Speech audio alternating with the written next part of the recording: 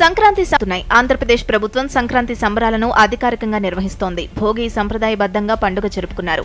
సంక్రాంతికి ముస్తాబైన పల్లెలు అధికారిక సంబరాలతో సందడిగా మారాయి. విజయవాడలోని ఏ కన్వెన్షన్ సెంటర్లో నిర్వహించిన సంబరాల్లో ఏపీ సీఎం చంద్రబాబు పాల్గొన్నారు. అటు రాష్ట్ర వ్యాప్తంగా పలు ప్రాంతాల్లో సంక్రాంతి సంబరాలు ఘనంగా నిర్వహించారు. ఆటలు పాటలతో పండగ చేసుకుంటారు పల్లెజనం. సంక్రాంతి సందర్భంగా కృష్ణా జిల్లా నాగాయలంక శ్రీరామపాద క్షేత్రం ఘాట్లో జాతీయ స్థాయి పడవల పోటీలు నిర్వహించారు. 168 పడవలు పోటీల్లో కనువిందు చేశాయి. అటు ప్రకాశం జిల్లా పర్చూరు మండలం అన్నంబొట్లవారిపాలెంలో జాతీయ స్థాయి ఒంగోలు గీతల బల ప్రదర్శన పోటీలు నిర్వహించారు. గత 29 ఏళ్లుగా ప్రతి ఏటా సంక్రాంతి సంబరాల్లో భాగంగా ఈ పోటీలు క్రమం తప్పకుండా జరుపుతున్నారు.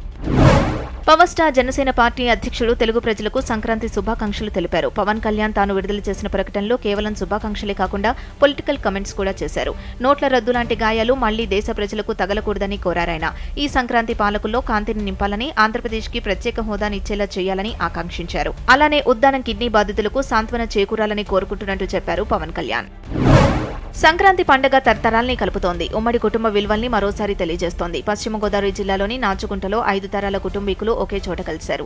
ఆనందోత్సాహాల మధ్య సంక్రాంతి పండుగను జరుపుకున్నారు. వడ్లపూడి అనే ఇంటి పేరున్న వీరంతా ఒకే చోట కలిసి పండుగను సెలబ్రేట్ చేసుకున్నారు.